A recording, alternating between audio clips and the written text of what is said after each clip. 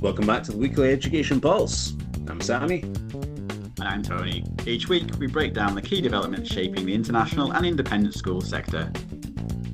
Yeah, this week we take a different kind of lens. Not acquisitions, not capital announcements, but what is actually happening in markets, how demand is evolving, how governments are responding, and what the results data is telling us about where international education is working.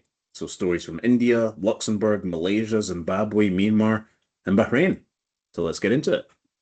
Well, let's begin in India with a set of numbers that, right alongside this, last week's investment stories paint a very complete picture of what's happening there.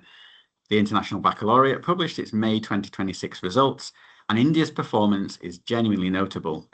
6,265 students in India received the IB Diploma program and career-related program results, a 10% increase over 3 years, and a 3% increase on last year alone.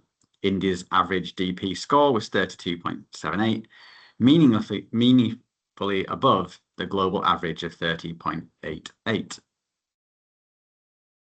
Yeah, to put the global figure in context, 209,607 students worldwide received IB results this year across 159 countries, a 3.7% increase on the previous year. So, in short, the IB is growing. And within that growth, India is one of the most significant expansion stories. And if we look at the DP, it's currently offered in 192 IB world schools across India. And the career-related program is available in 43 schools, with growing interest as more institutions add career-focused pathways alongside traditional academics. What the results data tells us, alongside last week's capital stories, is that it's not a market growing at the expense of quality. Indian IB students are outperforming the global average at the same time as student numbers are growing. That combination, volume and quality improving simultaneously, is exactly what attracts institutional investment gems and others that are now deploying in the country. Yeah, and for families in Mumbai, Delhi, Gurugram, and Pune choosing IB education, these results are a meaningful signal. The program is delivering, and the infrastructure being built around it is responding to real demonstrated demand.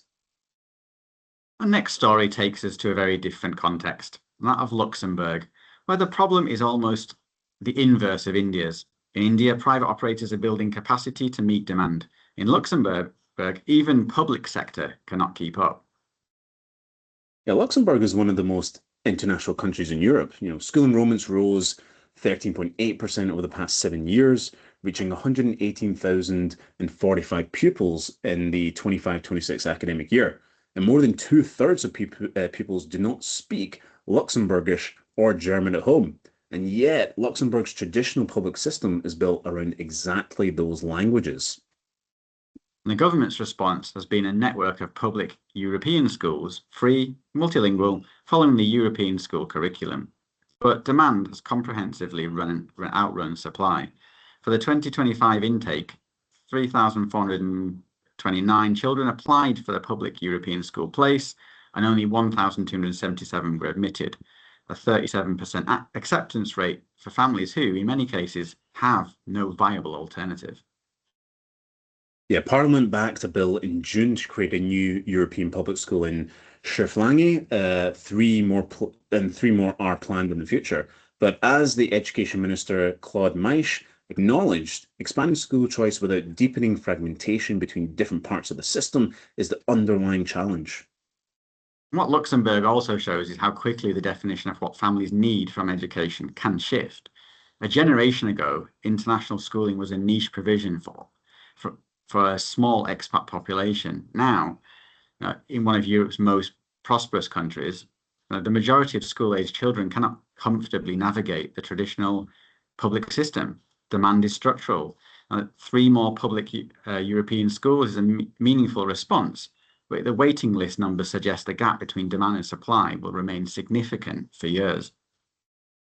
For private international schools in Luxembourg, this context matters. They serve families on corporate relocation packages, families needing curriculum continuity, and increasingly, families who simply could not secure a public European school place.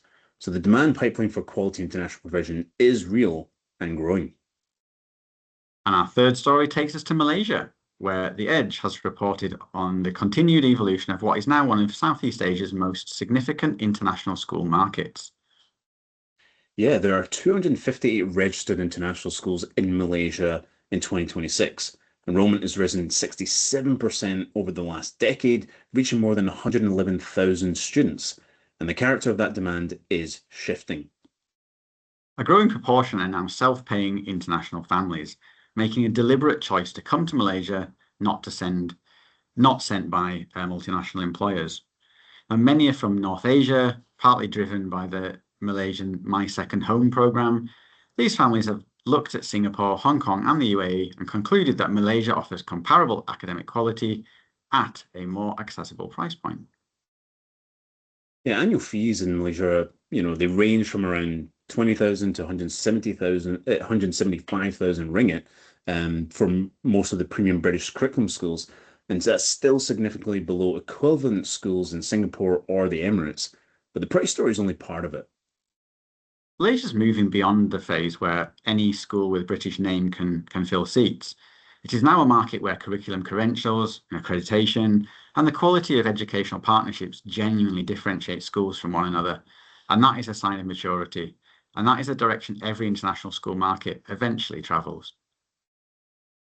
Yeah, and our next two stories actually share that theme. So we're taking them together, and we're going to Zimbabwe and Myanmar, which are both seeing a surge in private and international school activity, but are very different stages of how that activity is being regulated and understood.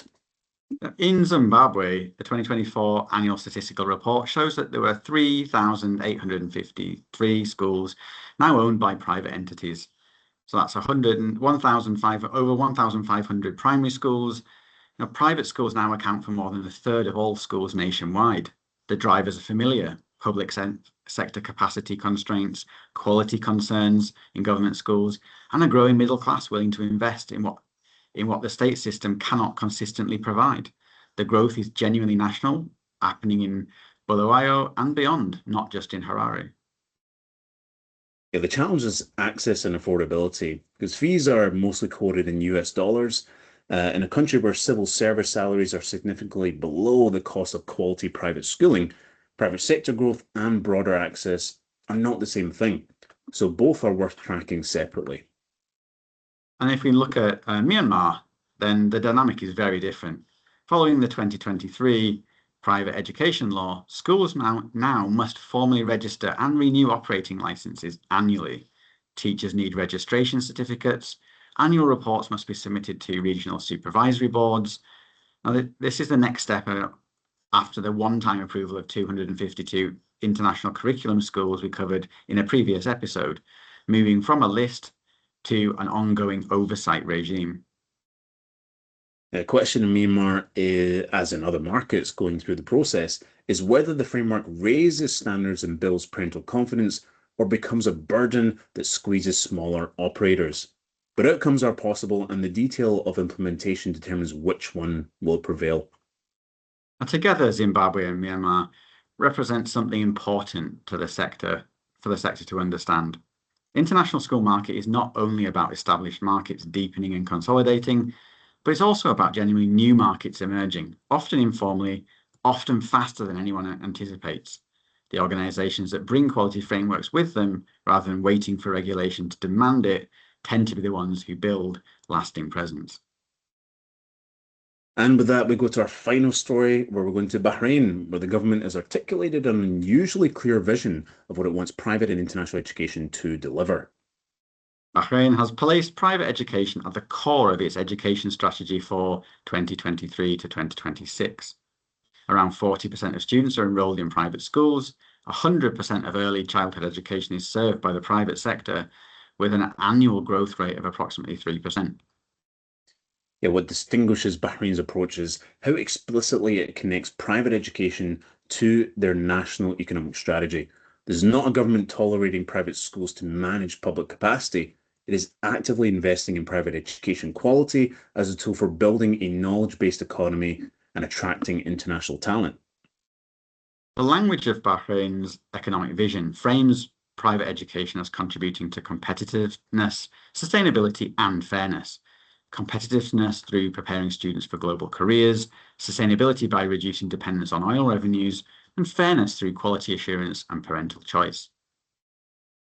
Yeah, so in a week where we have looked at IB outcomes in India, capacity constraints in Luxembourg, and markets at different stages of development across Asia and Africa, Bahrain offers a useful counterpoint, a country that has developed a clear theory of what it wants from international education and built its policies around that theory. Not every market has that clarity, and the ones that do tend to produce more coherent outcomes for everyone involved. And that brings us to the end of this week's episode.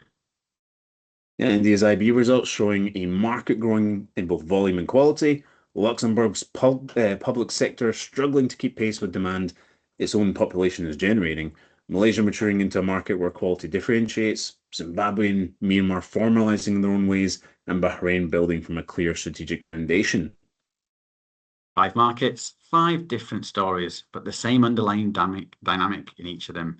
Demand for quality international education is real, it's growing, and the structures being built around it matter enormously for whether families actually get what they're looking for. So, if there's a development in your region that we should be covering, please do get in touch. We will be back next week with another global update. Cheers, we'll see you next time.